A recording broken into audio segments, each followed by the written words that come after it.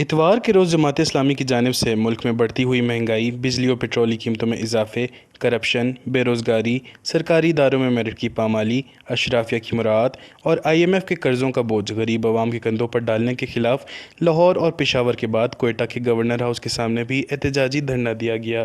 دھرنے میں امیر جماعت اسلامی مولانا سراج الحق، حق دو تحریک کے سربراہ مولانا ہدایت الرحمان، صوبائی امیر مولانا عبدالحق ہاشمی سمیت دیگر صوبائی قائدین اور کارکنوں نے کثیر تعداد میں شرکت کی۔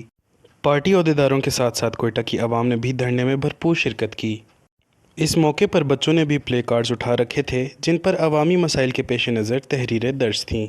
دھرنے کی شرکت سے خطاب کرتے ہوئے مولانا سراج الحق نے موجودہ نگران حکومت اور گزشتہ حکومتوں کے ساتھ ساتھ عدلیہ اور اشرافیہ کو مہنگائی کا ذمہ دار قرار دیا۔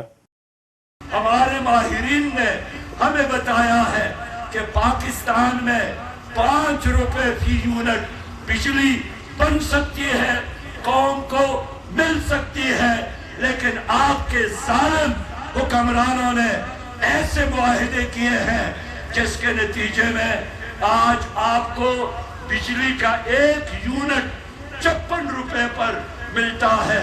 ابو مجھے پیدل سکول کیوں لے جا رہے ہو؟ اس نے بتایا بیٹا پٹرول مہنگا ہو گیا ہے۔ ایک بچی نے پلے کارڈ اٹھایا ہے کہ میرا کل ٹیسٹ ہے، میری امی مجھے روشنی چاہیے۔ امی نے جواب دیا میرے بیٹی وابدہ والوں نے میٹر کاٹا ہے اس لیے بجلی نہیں ہے۔ پاکستان کے سیاستدانوں کے 8 ارب ڈالر سے زیادہ اثاثے ملک اور بیرونی ملک موجود ہے۔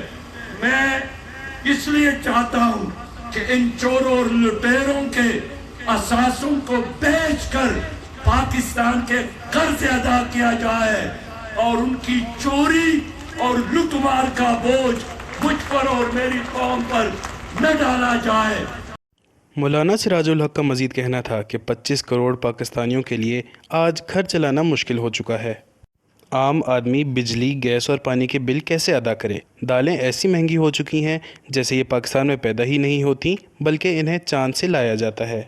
لہٰذا انہوں نے مطالبہ کیا ہے کہ حکومت بجلی، گیس اور پیٹرول کی قیمتوں میں اضافہ فوری طور پر واپس لے، بصورت دیگر یہ احتجاجی تحریک جاری رہے گی۔ وش نیوز، کوئٹہ۔